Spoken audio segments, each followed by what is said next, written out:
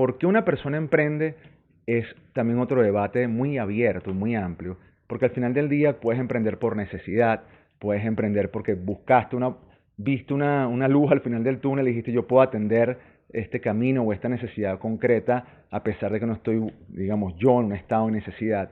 Puedes simplemente ser una persona fogueada en distintos negocios y decides abrir una nueva trinchera.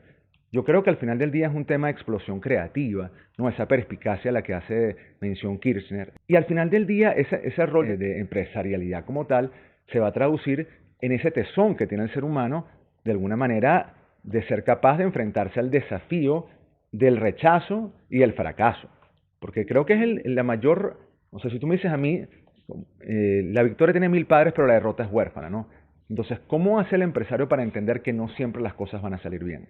Porque la gente se queda con la película del hombre que se enriquece, pero la realidad es que no necesariamente ese va a ser el outcome siempre de las decisiones que tú tomas al momento de hacer empresarialidad.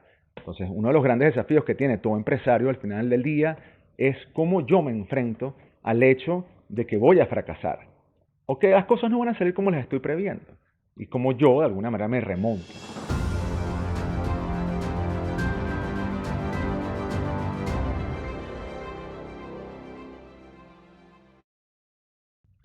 Bienvenidos a Se Dice Podcast.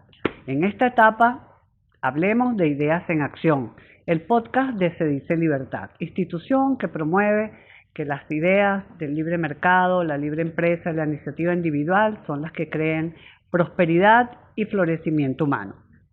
Entonces, hoy vamos a conversar sobre un tema clave para el desarrollo de una sociedad. Y tenemos como invitado a el profesor Andrés Guevara. Andrés Guevara, bienvenido, es abogado y comunicador social. Tiene un máster en el IESA, el máster de finanzas del IESA. Es profesor de la Universidad Católica Andrés Bello, donde también está haciendo su doctorado.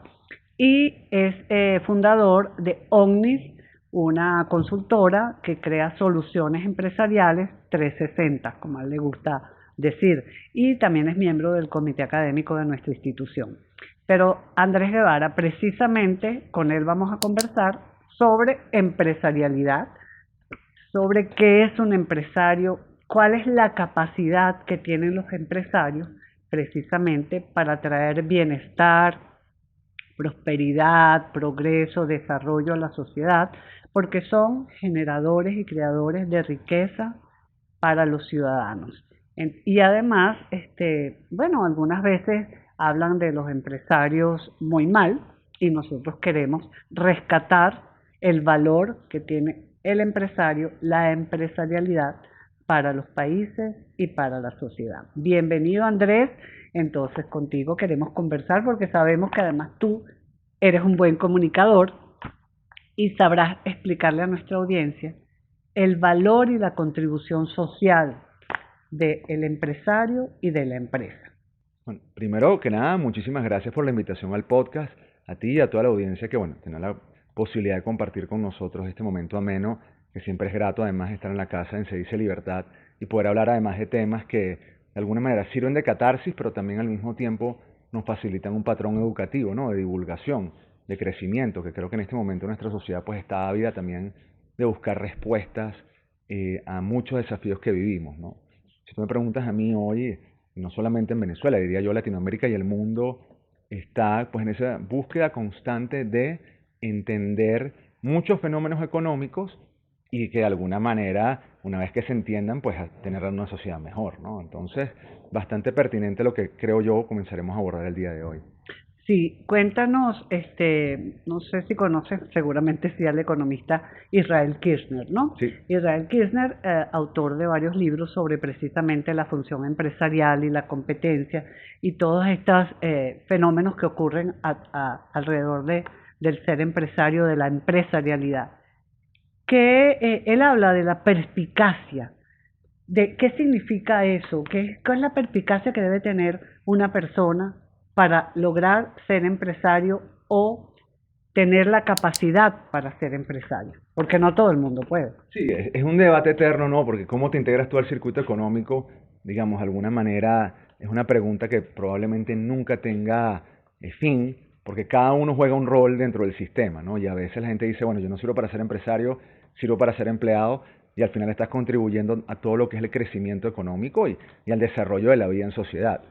Ahora, el empresario como tal, al final del día, es un gran aventurero, en el sentido de que toma riesgos y evidentemente dentro de esa toma de riesgos, pues pueden salir las cosas muy bien o pueden salir no tan bien o pueden salir medianamente bien, ¿no? Entonces, ¿por qué una persona emprende?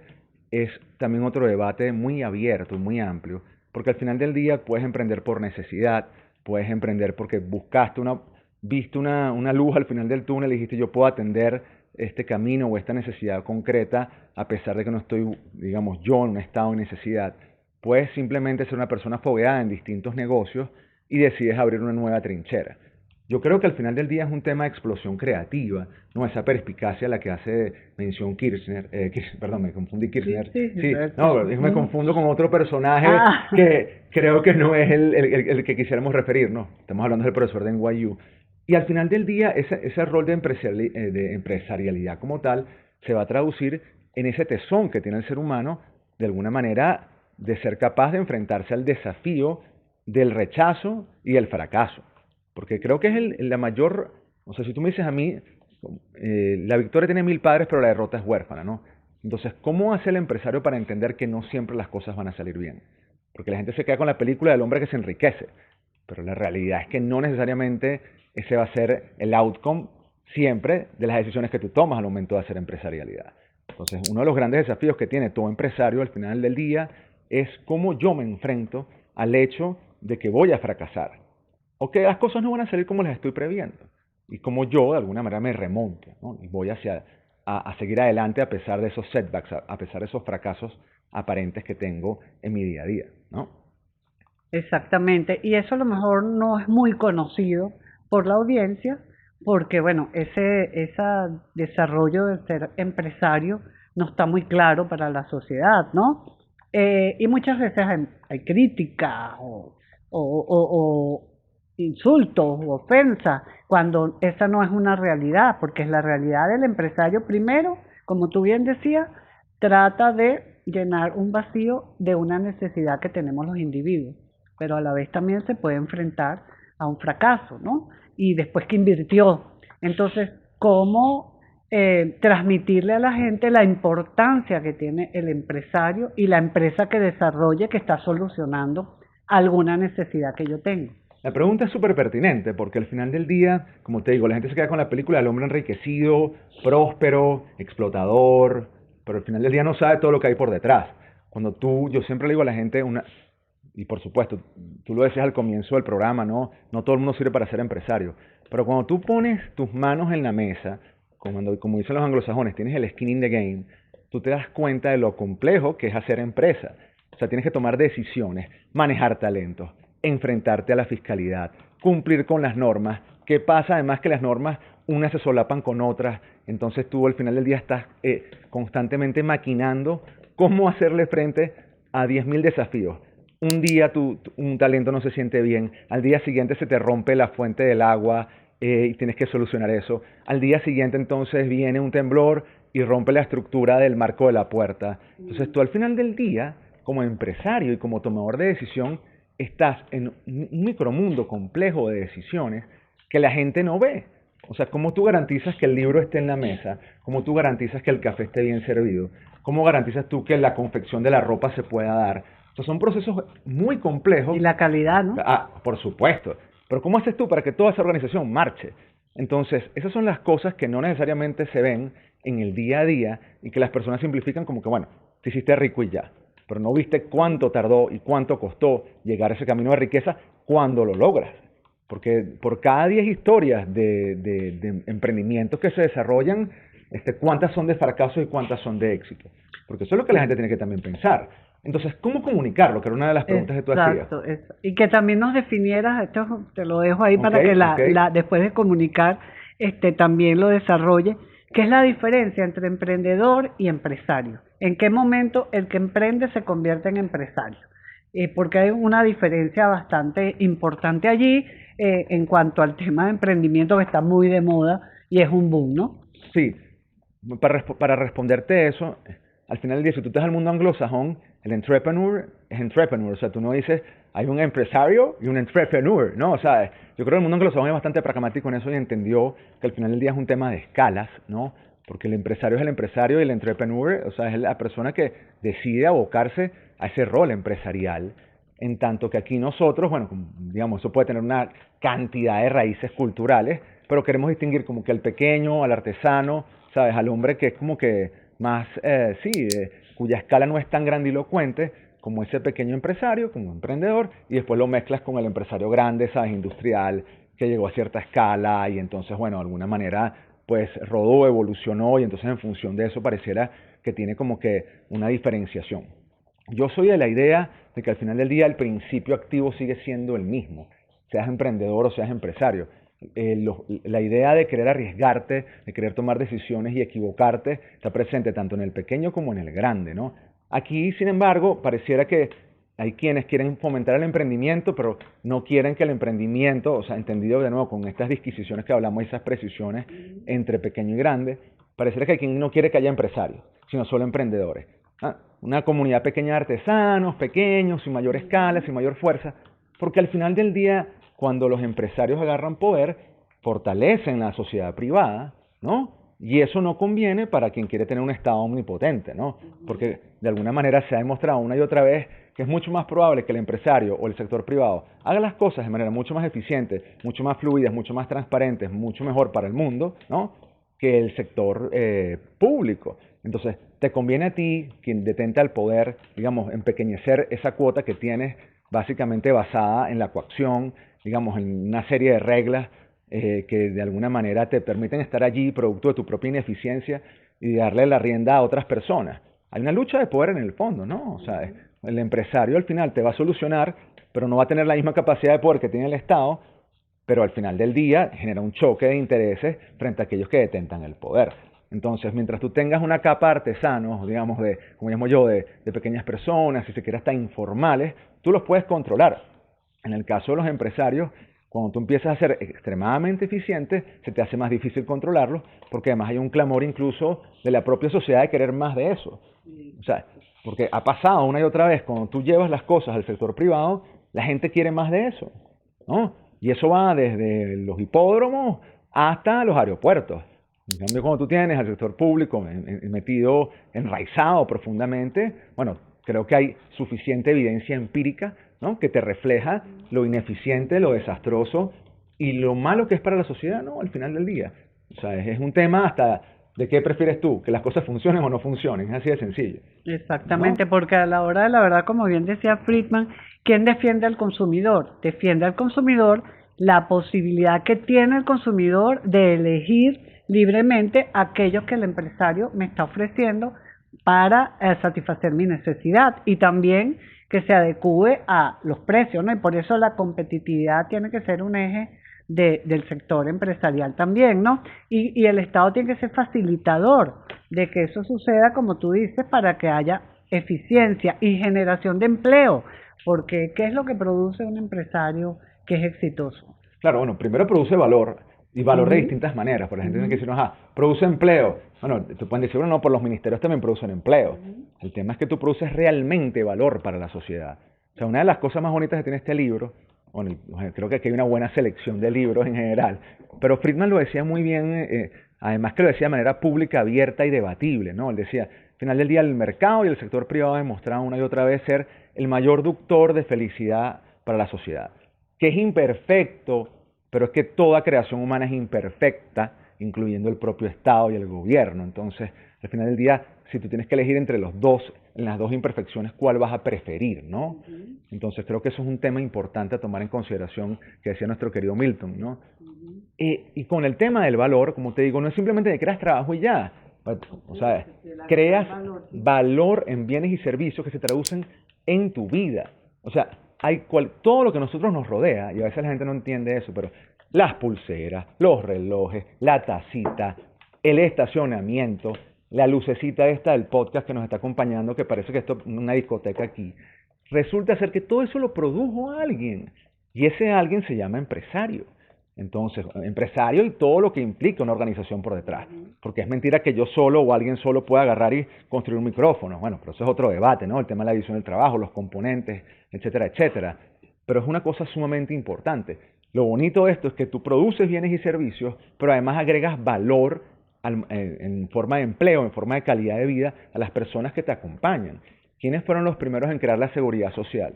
En el caso de Henry Ford y todo el tema, digamos, de que aumentó los salarios y el valor de todo el tema que desarrollaba a través de la edificación de sus vehículos, fue el sector privado el primero en innovar.